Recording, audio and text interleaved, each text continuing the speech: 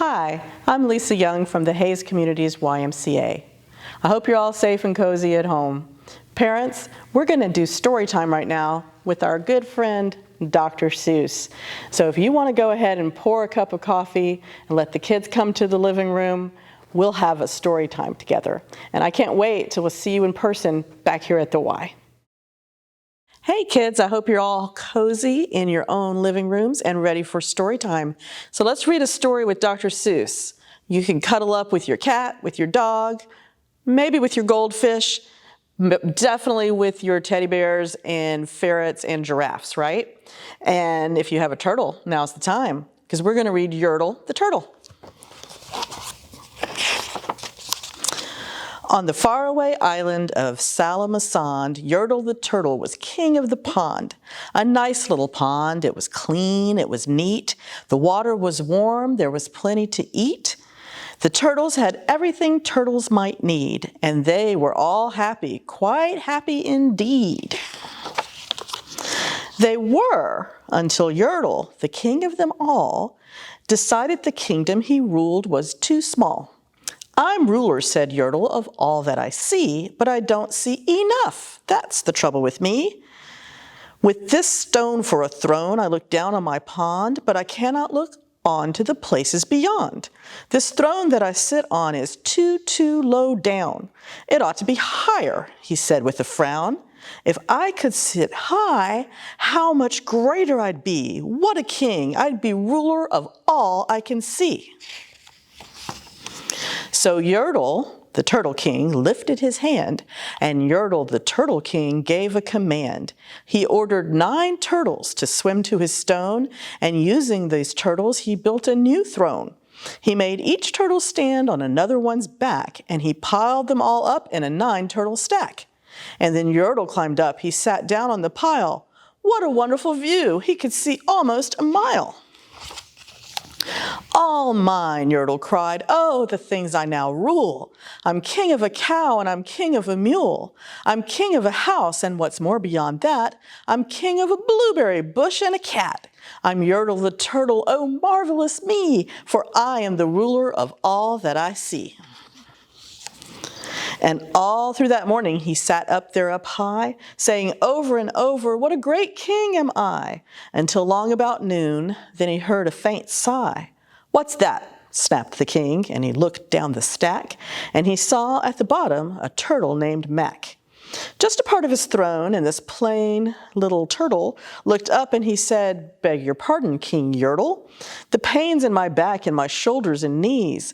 How long must we stand here, Your Majesty, please?" "Silence," the king of the turtles barked back. "I'm king and you're only a turtle named Mac. You stay in your place while I sit here and rule. I'm king of a cow and I'm king of a mule. I'm king of a house and a bush and a cat, and that isn't all. I'll do better than that. My throne shall be higher," his royal voice thundered. "So pile up more turtles. I want about 200.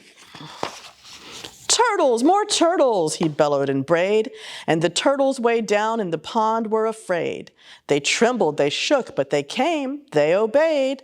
From all over the pond they came swimming by dozens, whole families of turtles with uncles and cousins, and all of them stepped on the head of poor Mac. One after another they climbed up the stack. Then Yertle the Turtle was perched up so high he could see 40 miles from his throne in the sky. "Hooray!" shouted Yertle. "I'm king of the trees. I'm king of the birds and I'm king of the bees. I'm king of the butterflies, king of the air. Ah me, what a throne, what a wonderful chair. I'm Yertle the Turtle, oh marvelous me, for I am the ruler of all I can see." Then again, from below in the great heavy stack, came a groan from a plain little turtle named Mac. "Your Majesty, please, I don't like to complain, but down here below we are feeling great pain. I know up on top you are seeing great sights, but down at the bottom we too should have rights. We turtles can't stand it, our shells will all crack. Besides, we need food. We are starving," groaned Mac. "You hush up your mouth," howled the mighty King Yertle. "You've no right to talk to the world's highest turtle. I rule from the clouds, over land, over sea. There's nothing, no nothing that's higher than me." But while he was shouting, he saw with surprise that the moon of the evening was starting to rise, up over his head in the darkening skies. "What's that?" snorted Yertle. "Say, what is that thing that dares to be higher than Yertle the king? I shall not allow it. I'll go higher still. I'll build my throne higher. I can and I will. I'll call some more turtles. I'll stack them to heaven. I need about 5,607.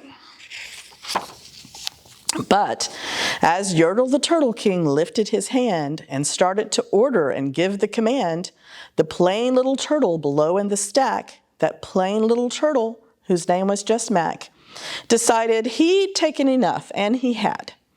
And that plain little lad got a little bit mad, and that plain little Mac did a plain little thing. He burped, and his burp shook the throne of the king.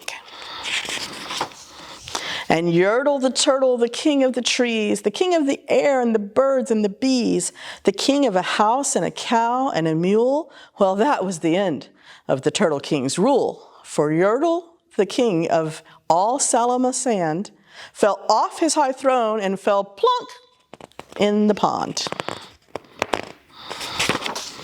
And today, the great Yertle, that marvelous he, is king of the mud. That's all he can see. And the turtles, of course, well, all the turtles are free, as turtles and maybe all creatures should be. The end. I hope you enjoyed Yertle the Turtle. You can draw a picture of a turtle and you can send it to me in the comments. Or you can try stacking things. What can you stack? Legos? Pillows? How high can you stack it? I'll see you next time. I can't wait to see you back here at the Y.